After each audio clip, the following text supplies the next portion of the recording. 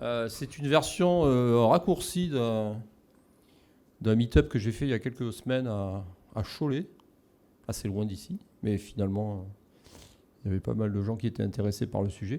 Donc j'ai l'habitude depuis pas mal d'années, ça fait quelques dizaines d'années que je fais du logiciel libre, et je fais toujours des présentations très techniques. Mais là, vous voyez, pour une fois, ça ne sera pas trop technique. Donc l'idée, j'ai changé un peu le titre. L'idée étant de...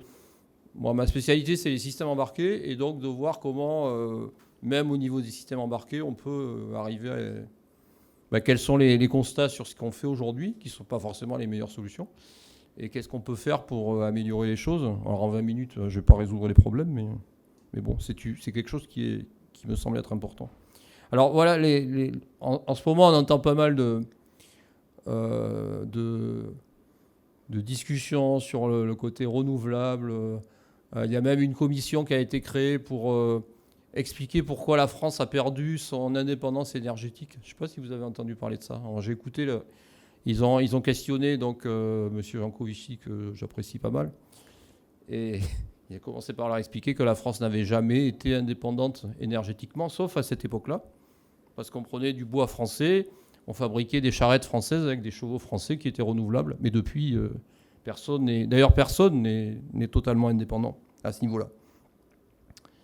Alors, il y a quelques notions que je voudrais introduire qui me semblent être intéressantes. C'est la notion d'esclave énergétique. Alors, c'est une unité de mesure qui permet de comparer la consommation avec la production énergétique d'un humain. Et le gros problème, c'est qu'un humain, ça ne produit pas beaucoup d'énergie, en fait. Donc, un adulte en bonne condition physique, juste avec ses jambes, ça produit 10 watts. Donc, si vous avez un aspirateur qui fait 1000 watts, il faudrait l'équivalent, alors en supposant qu'on puisse comparer, c'est à peu près 10 adultes. Donc ça, en fait, ça permet de comparer la productivité des travailleurs dans une société industrialisée comme la nôtre. Donc c'est en fonction des pays, vous avez chaque individu, en fonction de sa consommation personnelle, il va avoir un nombre d'esclaves, virtuels bien sûr, soyons politiquement corrects. Mais évidemment, ça va dépendre des pays. Donc en France, c'est à peu près 4 à 500 esclaves. C'est-à-dire que pour vivre comme vous vivez aujourd'hui, vous avez l'équivalent de 4 à 500 esclaves. Donc il y a quelques valeurs pour comment ça se calcule. Vous avez quelques valeurs en jours esclaves. Par exemple, un an d'éclairage, c'est 800 jours.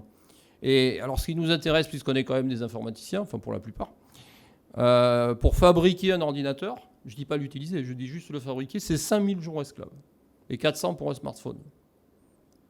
Voilà. Bon, à peu près l'équivalent d'un vol transatlantique. Donc ça, c'est des calculs que j'ai extraits de publications diverses, dont le bouquin de Jancovici, qui est Le Monde sans fin, qui est en vente à côté du bar, là, si vous voulez. Il y a un stand de vente. Bon, voilà. Alors, le fait est que, quoi qu'on dise, il y a des répercussions. Moi, ça s'entend un peu. Je suis d'origine du sud-ouest, de Bordeaux. Et cet été, moi, j'ai une maison à Arcachon. Donc, cet été, vous savez tout ce qui s'est passé. Donc, voilà, ça, c'est une photo. Je ne sais pas si elle a été publiée officiellement. Voilà ce qui s'est passé cet été. Et puis, si on regarde... Et encore, là, il n'y avait que 2 incendies. Ça date de août, ça date pas de septembre. Il y en a eu un autre dans le Médoc. Ça vous donne une idée de ce qui a été de l'implication du changement d'énergie. Enfin, du changement de climat, quoi, qui est lié à la consommation et l'émission de gaz à effet de serre. Donc ça, c'est par un satellite qui est fait par l'ESA, qui s'appelle Sentinel-2.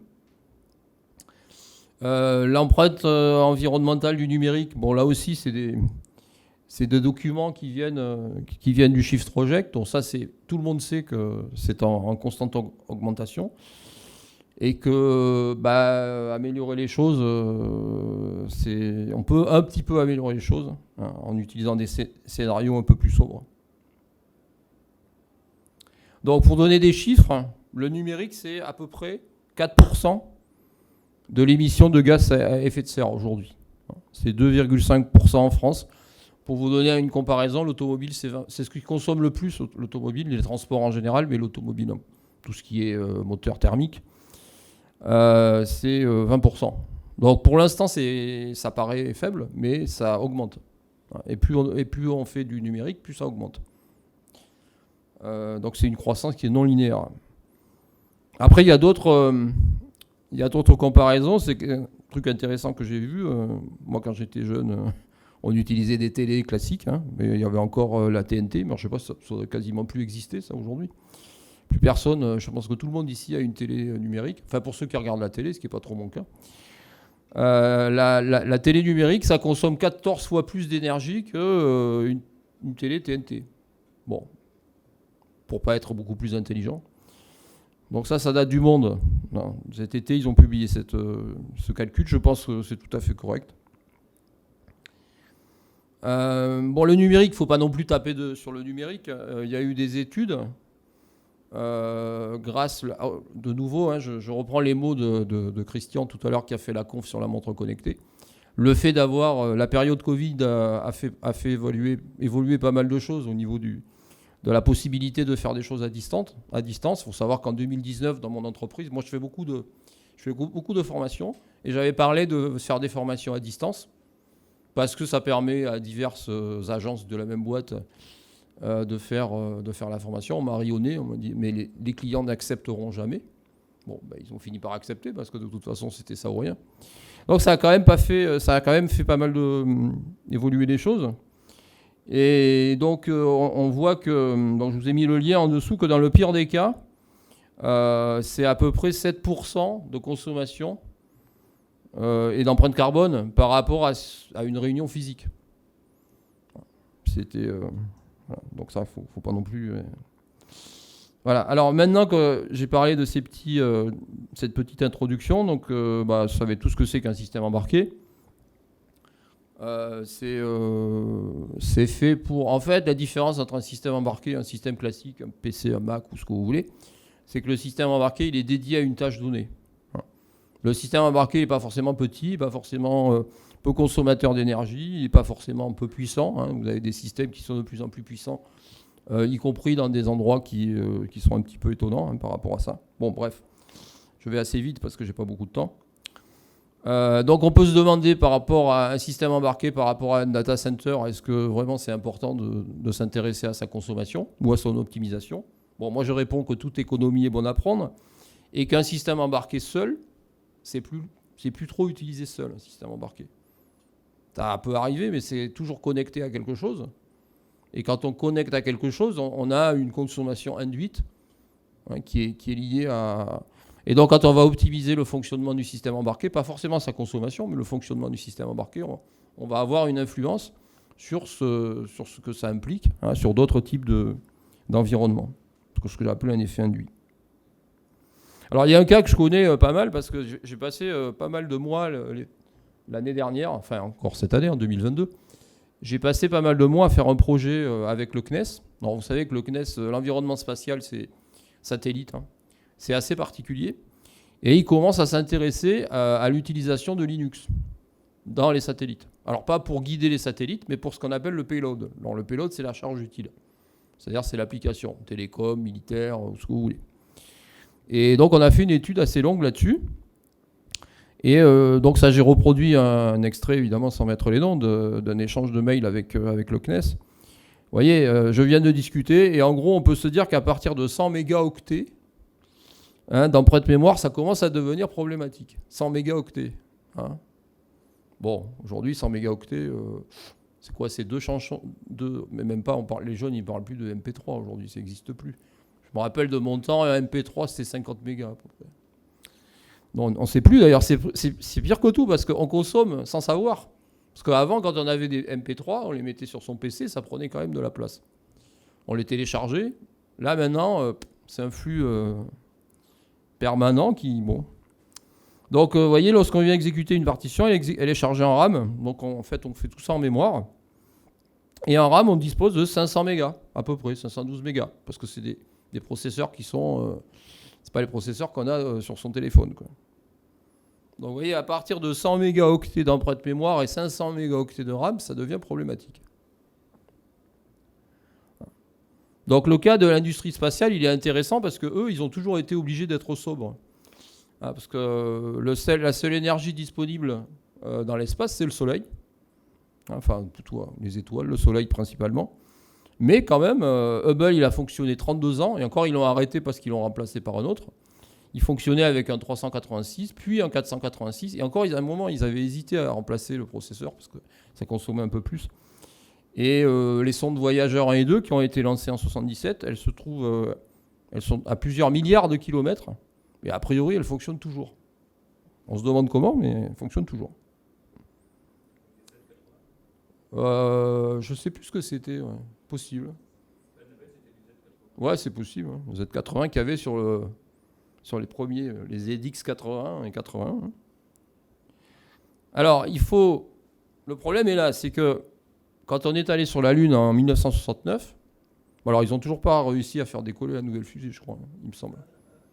Mais bon, c'est vrai qu'à l'époque, ce qui a la différence entre 69 et aujourd'hui, c'est qu'aujourd'hui, on le sait. En 69, peut-être qu'il y a eu des essais, mais on ne le savait pas toujours. C'est 70 kilooctets de code qui ont permis d'aller sur la Lune. 70 kilos, hein, on n'est plus sur des mégas là. Donc, si on arrive à aller sur la Lune avec 70 kilooctets, ben, en fait, à quoi ça, TikTok, ça sert à quoi, quoi. C'est vrai, quoi. Enfin, déjà, même s'il n'y a pas les 70 kilooctets, je me demande à quoi ça sert. En fait, on en a la preuve. Si vous voulez vous amuser, vous avez un... Alors, je ne sais pas si je suis connecté là. Vous avez un lien. Si je suis connecté. Vous voyez, ça c'est une simulation en JavaScript du calculateur, Apollo Guidance Computer, donc qui fonctionne. Hein. Donc si on... Alors je ne sais plus le code par cœur, mais en fait, vous cliquez sur les boutons et puis ça fait des trucs. Là. Il y a l'autotest qui doit fonctionner normalement. Alors je suis un peu perdu là, dans mon truc. J'aurais pas dû faire ça. Bon, mais j'aurais pas dû faire ça. On va revenir. Bon, sachez que ça fonctionne, quoi. Là, voilà. Donc, si vous tapez verbe 3.5 enter, ça doit marcher. Mais c'est du JavaScript, ça tourne sur une page web. Bon. Un truc, il y a quelques années, on m'a demandé de faire une animation de IoT hein, dans une école qui était à côté de chez moi, à Bastille, qui a disparu depuis. Je leur avais dit, ben voilà, vous prenez une petite carte, vous enregistrez des données, et puis vous les envoyez, vous les mettez sur un fichier. Et il me dit, ouais, mais on n'a pas accès à Google. J'ai pas de compte Google. À l'époque, c'était... Mais pourquoi ? Ben pour créer un fichier. Comment ça ? Ah ben oui, parce que pour accéder à un fichier, il faut avoir Google. J'ai dit, vous écrivez sur la micro SD, sur le file system. Ben, il ne savait pas, en fait. Il savait pas. S'il n'y avait pas Google, il ne savait pas. Donc voilà, c'est un peu une dérive hein, par rapport à ça. Donc la démarche green dans le numérique, c'est avant tout c'est l'intégration des enjeux environnementaux. Donc c'est au niveau du matériel. Par exemple, choisir des systèmes qui ont des modes de fonctionnement low power. Christian, tout à l'heure, pour la présentation sur la montre connectée, il en a parlé, parce que pour une montre, c'est assez important. Et puis le logiciel, donc les choix d'architecture, le langage. Donc vous avez l'IT for Green et le Green IT. Bon, de nouveau, je vais assez vite parce que j'ai pas trop de temps. On l'a vu, la fabrication du matériel, ça représente... Alors c'est toujours pareil, dans ce domaine, il y a toujours des écarts qui sont assez importants entre les différents journalistes et les différents experts. Certains journalistes étant soi-disant des experts. Entre 60 et 95% de l'empreinte, 5000 jours esclaves. Ça, c'est la fabrication du matériel. Et une fois que le matériel est mis en place, on l'utilise. Et puis, c'est celui qui conçoit le logiciel qui est responsable de sa sobriété numérique. Donc, la fameuse loi de Wirth qui dit les programmes ralentissent plus vite que le matériel n'accélère. C'est un truc qui était assez rigolo à l'époque de Windows, on parlait de ça. Donc, de nouveau, hein, il y a une Solar Impulse donc, qui a écrit un rapport là-dessus avec des recommandations. Et le logiciel, c'est le logiciel qui provoque la consommation d'énergie du matériel. Et souvent l'obsolescence d'un matériel old-tech. Bon. En fait, on s'en aperçoit même pas. Moi, j'ai une amie qui m'a contacté ce week-end, elle me dit j'ai un Mac, et puis là, tout d'un coup, il devient inutilisable parce que, je sais pas, il y a une mise à jour de quoi que ce soit, d'un truc qui consomme plus qu'avant, sans savoir, bien sûr. Et ben, il me dit, ben, qu'est-ce que je vais faire? Je vais en acheter un autre. Voilà. Donc, heureusement maintenant, on peut racheter des Mac d'occasion. Bon. Alors, les systèmes embarqués, est-ce que c'est une goutte d'eau? Ça, c'est le système complet d'un IoT que j'ai trouvé. J'ai trouvé ce schéma sur Internet. Et vous avez la partie purement embarquée. Si on intègre les gateways, donc ce qu'on appelle le edge computing, c'est une toute petite partie. Hein. Donc, est-ce une goutte d'eau? C'est ça la question. Pas vraiment. On revient toujours au même sujet. C'est que pour qu'un service fonctionne, bah, il faut qu'il y ait pas mal il y a plusieurs étapes et plusieurs composants. Hein, vous avez le cycle de vie d'un produit. Il y en a quand même pas mal de cycles. Et puis, il faut gérer sa fin de vie aussi. Donc, est-ce que c'est récupérable, recyclable? Qu'est-ce qu'on peut faire avec? Alors, je vais parler du cas de l'automobile. Parce que, en fait, il y a plusieurs raisons. Moi, je n'ai pas d'automobile personnellement, mais je fais des cours, des formations sur Android Automotive OS, au titre de Smile. Alors, je ne vais pas cracher dans la soupe, mais c'est la raison qui m'a permis de m'intéresser au sujet. Donc, comme on l'a dit, c'est 20% des émissions nationales de CO2. Bon, même si tout le monde n'a pas Android Automotive OS. Il y a des réglementations sur le CO2 par kilomètre. Pour des véhicules neufs, c'est beaucoup d'emplois. Il y a 40 millions de véhicules en France. En général, il y a un passager et demi, alors en moyenne, hein, qui circule. C'est des véhicules qui sont de plus en plus lourds, de plus en plus puissants. Moi, j'ai une voiture à Arcachon. C'est une Twingo de 2002. Hein. Donc, c'était quand même assez léger. Ça faisait 850 kilos, je crois. Et dans un véhicule moderne, vous avez à peu près 40 calculateurs. Voilà. Donc, j'ai pris des statistiques, hein, et j'ai pris les modèles high-tech, hein, Renault Zoé, là, ils font de la pub à la télé. D'ailleurs, maintenant, il n'y a plus que des pubs pour les voitures électriques. Je crois qu'on ne peut plus faire de pub pour les voitures thermiques. Donc, ça pèse, une Zoé, c'est pas un truc fantastique, ça pèse 1300 kilos quand même. La Tesla, ça pèse plus de 2 tonnes. Il y a 600 kilos de batterie dans une Tesla. Et en fait, on se dit, mais on marche un peu sur la tête, quoi, parce que plus un véhicule est lourd, plus il va consommer. Et donc, il y a le Shift Project qui a proposé le plan de transformation de l'économie française. Donc, l'idée, c'est plutôt de favoriser des transports beaucoup plus sobres, en particulier. Surtout quand on ferait des transports locaux, des gens qui font des transports en région parisienne et qui ont des bagnoles qui pèsent 2 tonnes. Ça choque ma logique. Ça, c'est un truc. Alors, je vais faire de la pub pour un ami, enfin, quelqu'un que je connais qui est à Bordeaux et qui a fait une voiture. C'est un ancien. Il a d'ailleurs participé à la conception de la Twingo autrefois. Il a conçu une voiture qui est un kit à assembler avec un outillage standard. Hein, vous achetez un kit comme vous achetez un kit de barbecue. Et puis, ça pèse 850 kg comme par hasard. Et il y a 100 kg de batterie, il y a 180 km d'autonomie, et ça se charge sur une prise standard. Il y a 4 calculateurs, 10 fois moins de calculateurs, donc foncièrement, beaucoup moins de logiciels. Et il y a des données OBD, donc ça, c'est le connecteur qui est obligatoire sur tous les véhicules hein, depuis très longtemps, et qui est accessible directement. En fait, on peut faire la maintenance directement sur le tableau de bord. On n'a pas besoin d'aller dans un garage ou autre. Enfin, la vérification. Donc, je trouve ça vraiment intéressant, parce que c'est à peu près la consommation de... Il y a des Twingo électriques, vous allez dire que j'adore les Twingo, mais il y a des Twingo électriques qui ont aussi 180 km d'autonomie. C'est à peu près la même chose. Bon, on va parler un petit peu technique. Donc, mes camarades qui sont à l'entrée là, de groupe Édition Diamond, ils ont fait cet été un journal spécial économiser l'énergie. Pourtant, il parle surtout de microcontrôleurs. Bon. Et l'informatique embarquée, donc ça c'est le contraire, c'est quand on utilise Android Automotive OS. L'informatique embarquée, ça existe depuis très longtemps dans l'automobile avec AutoSAR, donc ça c'est la partie moteur. Et maintenant, aujourd'hui, dans les voitures, pour pas que les gamins se battent là, sur le siège arrière, on a des vidéos, des trucs comme ça. Bon, moi de mon temps, enfin moi j'étais fils unique, alors c'était plus simple.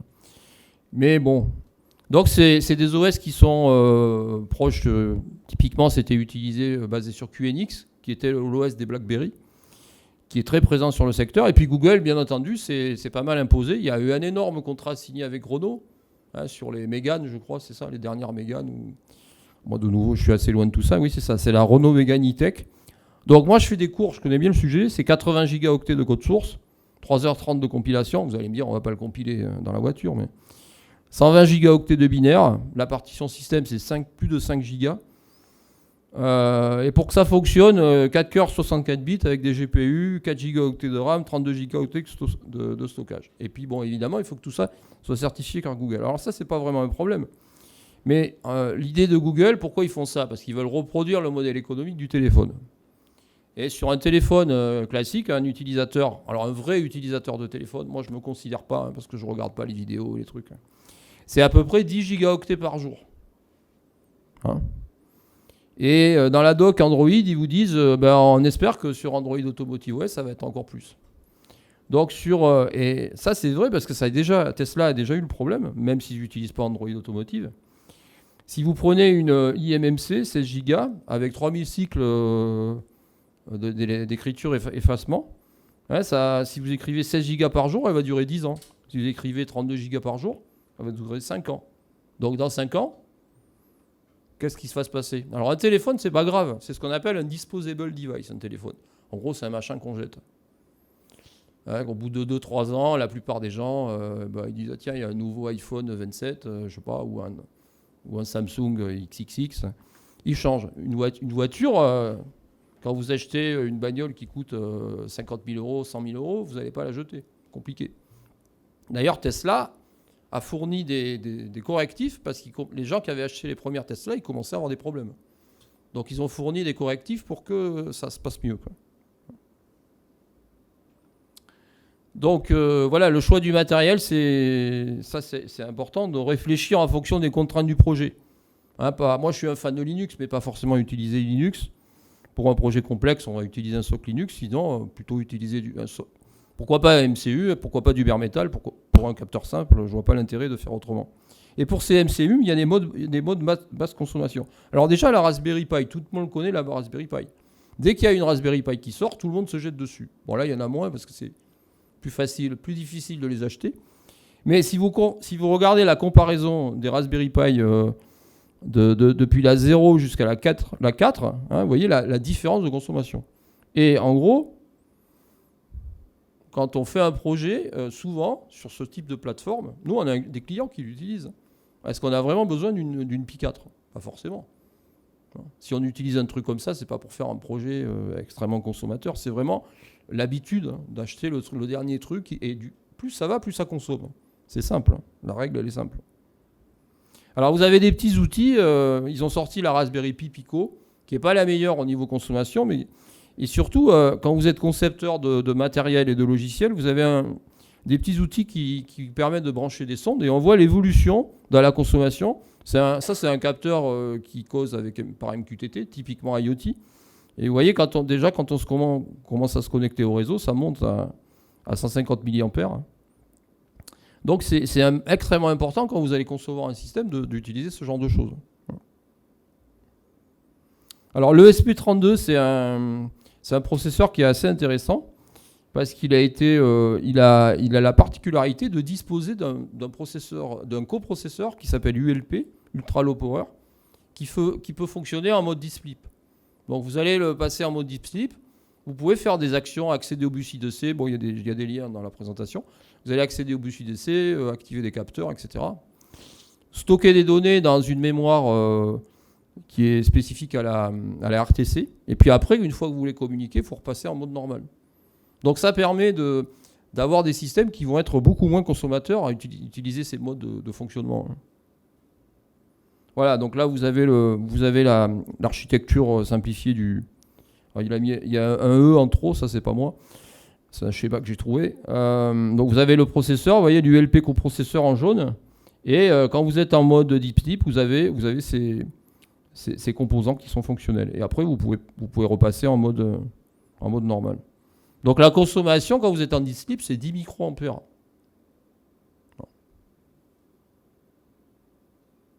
Bon voilà, programmation sur l'ULP, sauvegarde dans la RAM, mode de réveil. Alors après, vous pouvez réveiller le truc soit avec un timer, soit sur une source externe.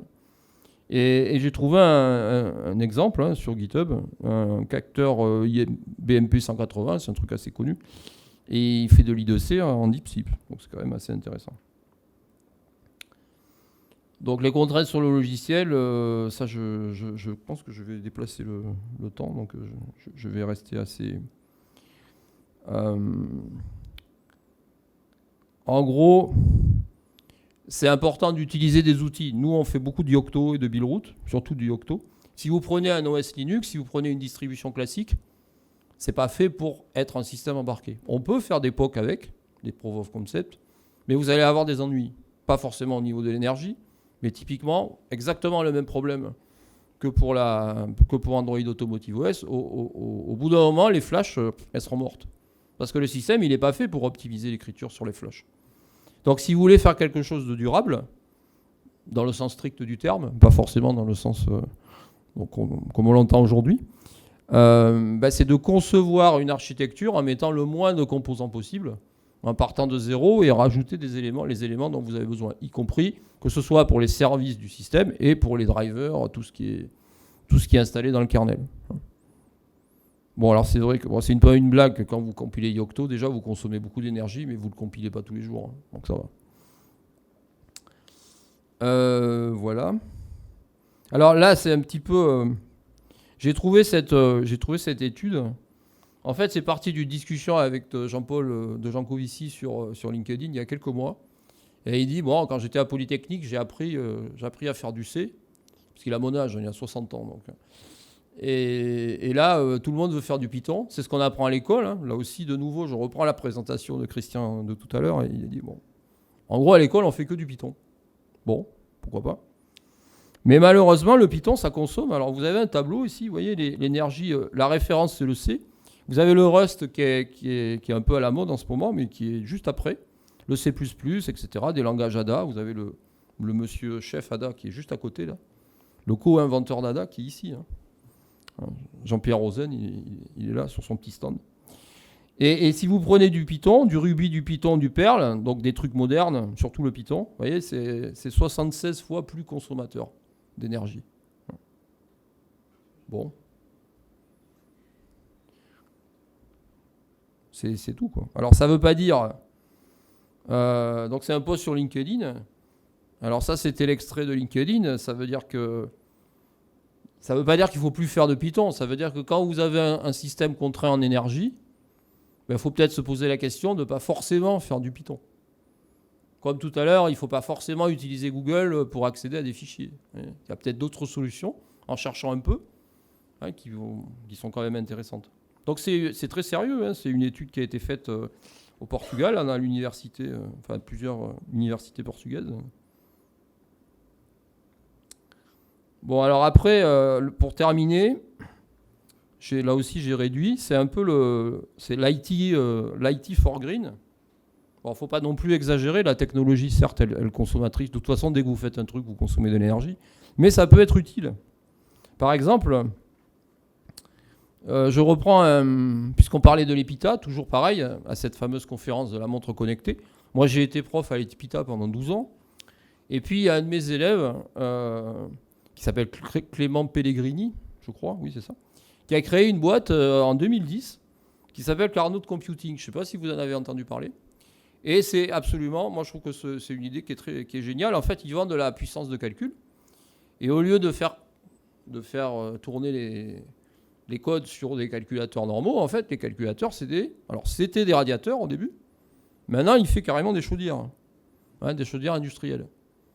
Donc, moi, je trouve que ça, c'est une manière d'utiliser l'effet induit vicieux du numérique pour réutiliser la température. Alors, j'ai même trouvé, mais je crois que j'ai mis le lien, parce que moi, ce qui m'intéresserait, des fois, quand je compile Yocto chez moi, mon PC, je ne l'ai pas ici, mais c'est un PC 12 cœurs, bon, pas du tout sobre, hein, mais bon... Et ça génère de la chaleur. D'ailleurs, la preuve, c'est que l'été, j'hésite à compiler. Parfois, Android, pire que Yocto, il y a Android. Parce que j'ai toujours l'impression qu'il va cramer. Et j'aimerais pouvoir utiliser ce que je fais pendant mes heures de travail, m'en faire un petit radiateur, quoi. Pourquoi pas. Et il y a un geek russe qui a fait ça. Il a fabriqué une coque en métal. Il a mis un système de transfert thermique sur une carte mère. et sans ventilateur, et du coup, il s'est fait un petit chauffage. Bon, lui, il s'en fout, il a du gaz, mais ça peut être utile. Et ça, je trouve ça absolument génial. C'est une récupération ça devient vraiment sérieux, hein, puisque ça s'installe dans les immeubles. Mais je trouve ça vraiment top, quoi. Bon, je sais pas si vous avez... C'est un peu décousu, parce que normalement, c'est beaucoup plus long, avec pas mal de démos, mais là, c'était en 20 minutes. Je sais pas si vous avez des questions ou des remarques. Est-ce que c'est des choses que, chez vous, dans vos entreprises, on prend en compte ou parce qu'on en parle sur LinkedIn, tout d'un coup, on s'y intéresse? Non? Est-ce que vous avez des questions? Oui? Enfin, c'est pas moi qui le dis, hein, c'est l'étude.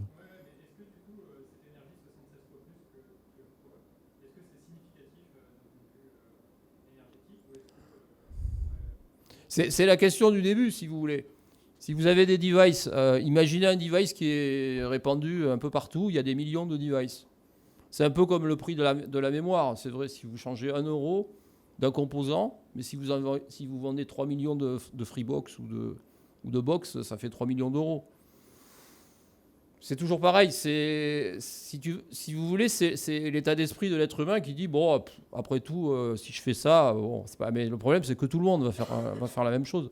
Donc si un device qui est extrêmement répandu, qui utilise du Python alors qu'il aurait pu utiliser autre chose, moi je trouve que c'est dommage. Je ne dis pas que je suis pas contre le Python. Moi je ne sais pas trop l'utiliser, mais ça c'est un problème de génération. Mais pour certaines choses, d'ailleurs, dans les logiciels dans l'espace, pour tout ce qui est guidage, il n'y a pas de Python, hein. Il y a dans le payload, il commence à s'y intéresser. Il commence à s'y intéresser parce qu'ils mettent du Linux, donc. Mais il y a du C. C'est même pas du C++, c'est du C. Du C. Boum. Bah, c'est même du C-, ouais, c'est ça. Bien plat. Bah, si vous voulez, eux, ils savent. Si vous voulez, eux, ils savent de quoi ils parlent. C'est tout, hein. Alors, c'est vrai, on peut toujours imaginer que... Ouais, c'est comme si on se dit on va chauffer plus chez nous parce que moi, j'aime bien qu'il fasse chaud. Et puis s'il n'y a que moi, ben non, il n'y a pas que vous. Là, je suis rentré, j'étais dans le sud, je suis rentré à Paris. On avait l'impression, quand on lisait, qu'il faisait un froid de loup. Mais non, pas tant que ça. Et en fait, je suis rentré dans mon immeuble à Bastille, ils ont mis le chauffage. Et pourtant, moi, j'avais tout éteint en partant parce que je me dis, j'étais pas là. Puis il n'y avait pas le chauffage. J'avais tout fermé. Et ben, il faisait 21 degrés dans mon appart. Tout fermé. Et il y en a, je suis persuadé c'est une grande résidence, qu'il y en a une bonne partie qui ont mis le chauffage, parce qu'il est là. Puisqu'il est là, on en profite, hein, on le paie, on l'utilise. Moi, je ne l'ai pas mis, parce qu'il fait entre 20 et 21 degrés, c'est absurde. Enfin, quand j'étais petit, c'est 18 degrés et demi chez moi. Hein, bon, je dis pas, j'étais pas dans la pauvreté, mais on vivait avec 18-19 degrés. Il y avait le choc pétrolier en plus. Voilà. Donc je pense que c'est important, même si vous consommez, si vous avez l'impression que c'est comme s'intéresser à la crise climatique. Honnêtement, je pense qu'il n'y a pas d'issue. Hein. Il n'y en a pas. Mais on s'y intéresse parce que le matin, on se regarde, on se dit, je fais un truc bien quand même. C'est tout. Hein. L'issue, on la connaît. Hein. Enfin bon, nous, on sera peut-être plus là, mais bon, on connaît l'issue. Hein. Mais bon, c'est pas une raison pour pas faire les choses bien. Ouais. Ouais, à renseigner. Ouais, remarquez, je me pose la question. Ouais. Il n'y a plus de C? Ouais, c'est ça. Ben, moi, il y a eu pire parce que je faisais des cours de driver à l'ENSERB, à Bordeaux. J'en fais encore, mais je fais plus de driver, je fais du Yocto. Et j'étais arrivé, c'est filière électronique, attention. Hein. Je leur dis, voilà, j'arrive. Il me dit, mais monsieur, il y a un petit problème, on n'a jamais eu de cours de C. Je dis, pardon? Vous êtes en filière électronique? Et vous n'avez pas eu de cours de C? Bah non. Enfin, si, on va en avoir un, mais pas encore. En filière informatique, à l'époque, ils faisaient que du Java. Là, je pense qu'ils font du Python. Hein. Moi, je trouve que ça dommage. Ouais. Bah, ça dépend lesquels. Hein. Ah, les Python, oui. Moi, j'ai des choses à dire sur les Python parce que j'y suis plus. Mais au niveau du niveau de programmation des gens, enfin de l'enseignement des langages, bon, ça va quoi. Il y a des gens de l'EPITA ici? Non. Pourquoi c'est pas faisable? Et pourquoi c'est plus accessible le Python?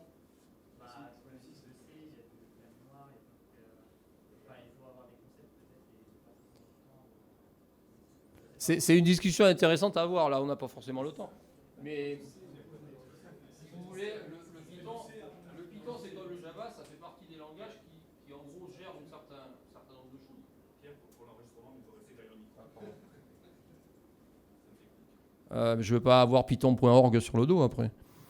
Mais en fait, oui, c'est certain, mais de nouveau, les satellites, ils fonctionnent beaucoup mieux que certaines choses qui sont programmées en Python et c'est du C, quoi.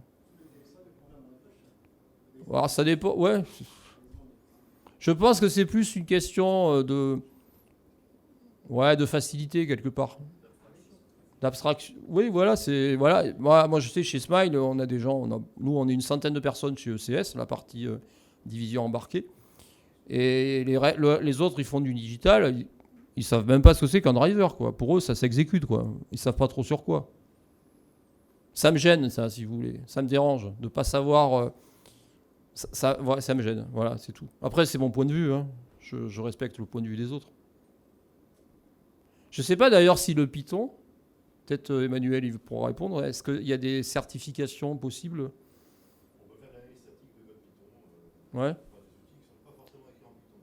Oui, certes, on sait. Mais tu vas. Ah oui, le camel, oui. Parce que du coup, tu certifies tu certifies comment ça s'appelle? Non, tu certifies l'interpréteur, en fait. Comment ça se. Tu as écrit une sémantique de l'interpréteur. Ouais, c'est ça. Tu vérifies que ça fait bien ce que tu as prévu que ça fasse. Donc, c'est des choses qui sont possibles à faire. C'est possible. Ouais.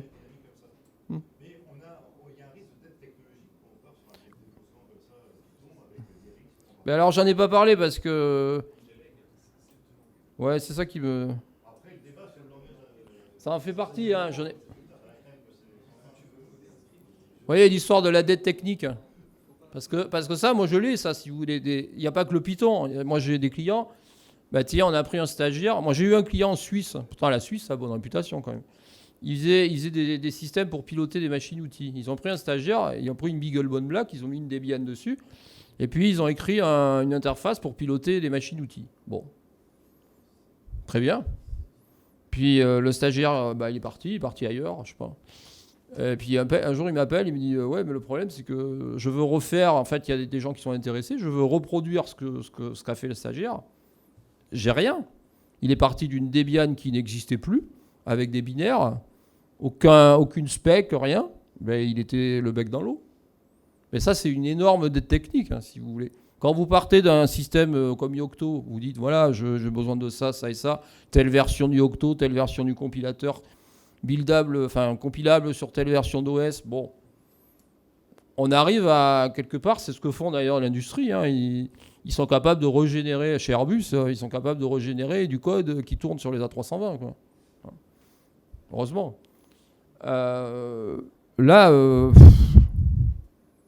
Ça fait une dette technique énorme.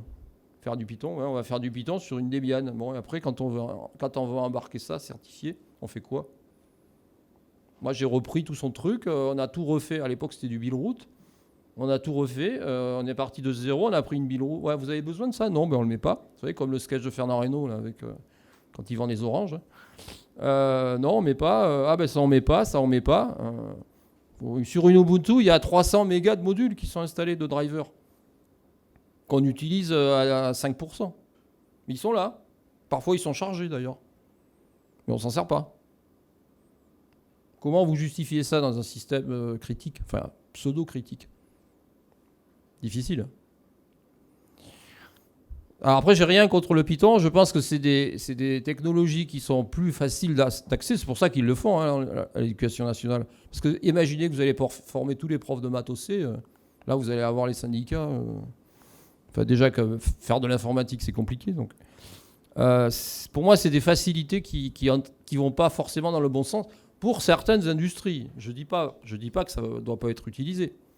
Je dis que pour certaines industries, c'est douteux, quoi. Bon, voilà, c'est tout. Est-ce qu'il y a d'autres questions? Remarques Juste un mot, l'intérêt, s'inspirer de l'embarqué critique, l'embarqué, la chose était faible. Donc ils ont quand même des considérations d'utilisation de ressources, Oui, bien sûr. l'énergie, la mémoire, du temps. Et c'est des choses qui peuvent se projeter dans le monde courant, dans le monde du développement, y compris web et des choses comme ça. Bien sûr. Et en fait, il y a quand même pas mal d'outils assez riches dans ce monde-là, sur la base de méthode formelle, de choses-là, d'analyse de code, où on pourrait utiliser ces bonnes pratiques ou ces méthodologies de développement, y compris dans le développement grand public ou même perso. Mais- Ça peut être pas mal pour une prise de conscience de ce qu'on fait. Après, les choix des technologies, elles sont libres. Bien sûr. Faut pas forcer, sinon ça va faire des drames. Mais avoir la connaissance de la possibilité d'utiliser des outils qui donnent des informations sur le code que l'on écrit et qui permettent de garantir du code plus fiable. Hmm. Le code de production en cloud, celui qui est produit par les fournisseurs de cloud, là, il ne descend drôlement pas dans les optimisations, dans les outils qu'ils utilisent, les langages, etc. Mais c'est vrai que quand on développe en tant qu'utilisateur, en tant que client du cloud, on n'a pas ces besoins-là. C'est rare qu'on ait ce besoin de qualité. Mais sur le cloud, disons, c'est aussi une question de facturation. Oui, c'est ça. Ce qui est pas mal dans le cloud, c'est qu'à la fin, il y a des euros, des dollars. Donc, on va être peut-être parcimonieux de les ressources qu'on va utiliser. C'est pour ça qu'on a déplacé des choses dans le Edge, parce qu'on ne maîtrisait pas. Dans le cloud, on ne maîtrise pas. Là, j'étais avec mes amis de Diamond. Là, ils ont un système pour télécharger les articles. Et ils ont un fournisseur. Tout d'un coup, voilà, ça s'est mis à... Ils ne savent pas pourquoi. Et même le fournisseur, il ne sait pas pourquoi.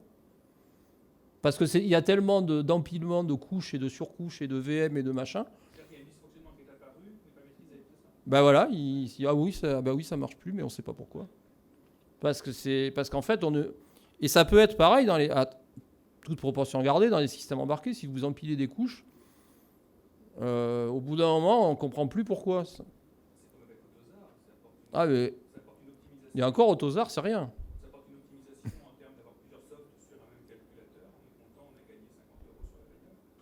Maintenant, en complexité de mise en œuvre et de validation, quand il y a plusieurs softs sur...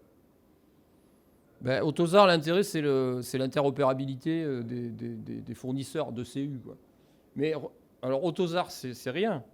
Allez, venez à ma formation Android Automotive OS, vous verrez. Non. C'est rien du tout, là. C'est rien du tout. Ok, écoutez, merci.